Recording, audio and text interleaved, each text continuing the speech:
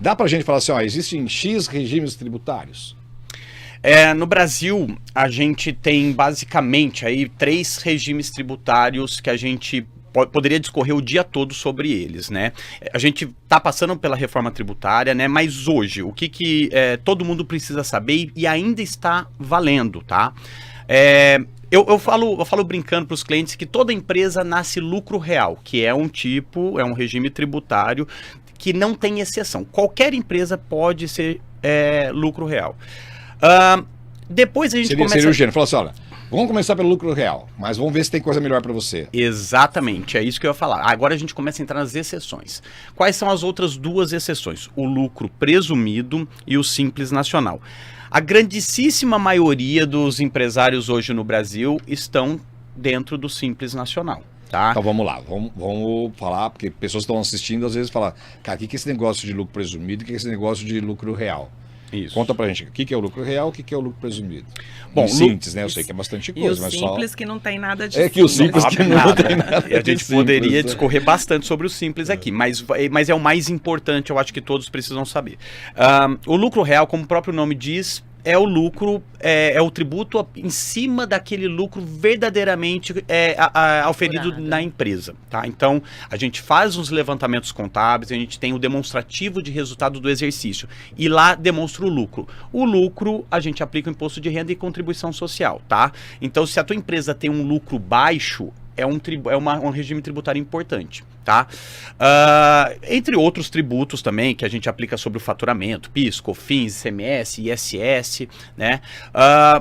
O lucro presumido já, também como o próprio nome diz, ele presume-se um lucro, ou seja, o governo te dá a possibilidade de você usar o seu faturamento, aplicar uma presunção do lucro, tá? Então você vai pegar uma porcentagem desse teu faturamento, presumir esse lucro e aplicar os impostos em cima disso. Qual dos dois compensa mais? Não sabemos. A gente precisa pegar o ramo de atividade, precisamos pegar o faturamento e a gente analisar de forma global a empresa. Isso que é o planejamento tributário. Sim. Exatamente.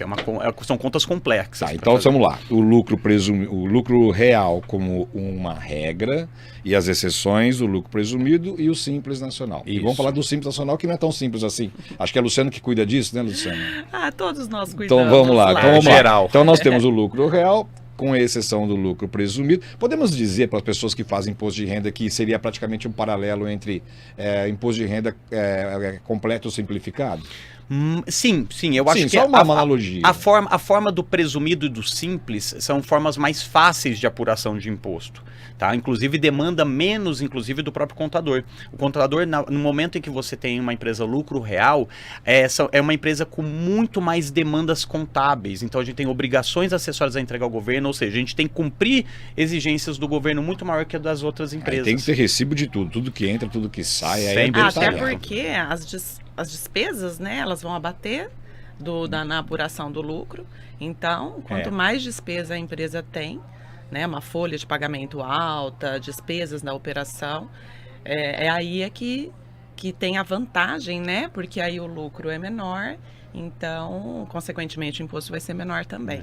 Mas eu gosto, Lário, de falar que toda empresa, simples nacional, presumido ou lucro real, tem que manter sua contabilidade como se fosse o lucro real. Exatamente. Né? Eu acho que é importante, por quê? Para o empresário entender o que realmente ele está tendo de lucro, de faturamento, separar a pessoa física, separar a pessoa jurídica. Então, falar que o lucro real precisa ter uma contabilidade e as outras não, eu não gosto desse discurso. Eu acredito que todo escritório de contabilidade, todo empresário tem que se preocupar com isso. Trabalhar com os detalhes é importante, claro, né, para evitar. E o simples nacional, que não é simples?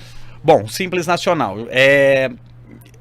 como eu disse, a grande maioria das empresas, né, são microempresas ou empresas de pequeno porte. Inclusive o MEI, né, o microempresário individual, ele está dentro da legislação do Simples.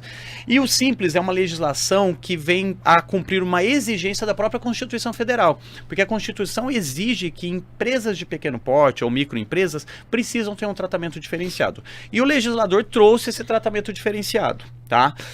Só que virou uma coxa de retalhos a legislação do Simples Nacional. No começo, quando foi instituído a lei complementar do Simples Nacional, colocou-se algumas atividades. E com o tempo foi se adicionando outras atividades. Hoje... Os puxadinhos. Os puxadinhos legais, né? E hoje a grande maioria das atividades, 99%, pode ser Simples Nacional. Só que vamos lá, nem sempre o Simples Nacional é uma boa saída para os empresários. Por quê? Dentro da própria lei, essa complexidade da lei,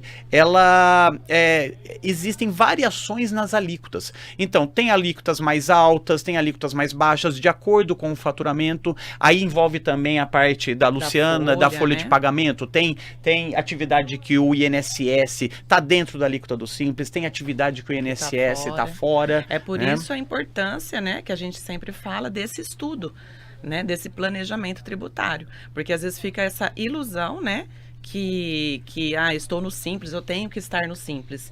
E a gente, nesse estudo tributário, nesse planejamento, a gente enxerga muitas vezes, conclui que não é a melhor vantagem para o cliente. Às vezes o lucro presumido é melhor. Exato. Então quer dizer... E o MEI fica onde? Ele está O MEI tem uma tributação totalmente diferente. O MEI, na verdade, ele, apesar dele ser considerado... Né? São as empresas que atingem até 81 mil de faturamento anual, né? E o MEI, apesar dele estar dentro da legislação do Simples, ele tem um tratamento diferenciado, né? Eu acho que foi uma grande jogada isso, né? Porque existia muita informalidade. Sim. E aí veio a legislação do MEI para tirar esse pessoal da informalidade, para eles minimamente contribuírem para a Previdência. Então, apesar de ser pouquinho, 81 mil lá no ano, mas a gente consegue atingir com essa legislação muitos contribuintes e com isso contribuir, né? Que eles pagam, que é um valor único, né? Que já inclui a contribuição previdenciária. Quer dizer, já dá a eles essa garantia de um benefício, né? Porque esse pessoal, muitas vezes, aí, diante de uma situação de incapacidade, não tem condição, não tem como trabalhar, não tem a segurança do seletista, né? Então, ele tem pelo menos ali um salário mínimo, garante uma aposentadoria, né? E o MEI ele pode ter um empregado só, né? Isso, só um salário mínimo, né? Isso. É o pequenininho mesmo, é ali aquela costureira, é o pipoqueira, aquele inclusive que tem a lista, né, de quem pode ser MEI, né? Existe. Todo mundo pode, né? Alguns profissionais liberais. Quantas manicures, né? Que nunca cabeleireiras contribuíam, né? E foi uma jogada mesmo, né? Porque com o CNPJ a pessoa tem acesso a crédito, né? Sim. Enfim, formalização, né? Da pessoa que trabalha ali num pequeno negócio. Sim. Né?